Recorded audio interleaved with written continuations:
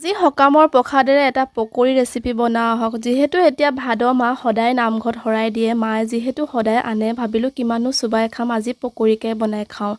আৰু কাম কৰি থকাৰ মাজতে মোৰ হঠাৎ একচলে মনত পৰি বহুত বেছি কান্দি ল'লোঁ পিছে সেই বুলি ভাবিছে নেকি নহয় দেই পিঁয়াজ কাটিহে চকুৰ পানী ওলালে আৰু ইয়াতে মই ময়দা মিক্স কৰি লৈছোঁ তাৰ পাছত লৈছোঁ পিঁয়াজ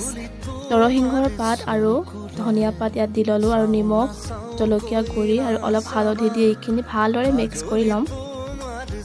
গোটেইবোৰ এতিয়া মই এনেদৰে সানি ল'লোঁ এতিয়া এটা এটাকৈ তেলত দি যাম আপুনিও যদি মোৰ দৰে বুট চুবাই খাই থাকিবলৈ বেয়া পায় তেনেহ'লে এনেদৰে পকৰি বনাই খাবচোন নিশ্চয় ভাল পাব আৰু কেঁচা বুট মগুৰ চাটনি খাইতো আৰুৱে বেছি ভাল লাগে এইফালে মোৰ ধুনীয়াকৈ পকৰিখিনিও ৰেডি হৈ গ'ল আৰু ময়ো এতিয়া গৰম গৰম লাল চাহৰ সৈতে পকৰি সোৱাদ ল'ম প্ৰথমে মই ভাইটিক টেষ্ট কৰিব দিছোঁ সি কৈছে তোৰ মনলৈ এই আইডিয়াবোৰ ক'ৰ পৰা আহে সঁচাকৈ বিৰাট বেছি ভাল লাগিছে সঁচাকৈ বহুত টেষ্টি পুৰা মজ্জা আৰু আজিলৈ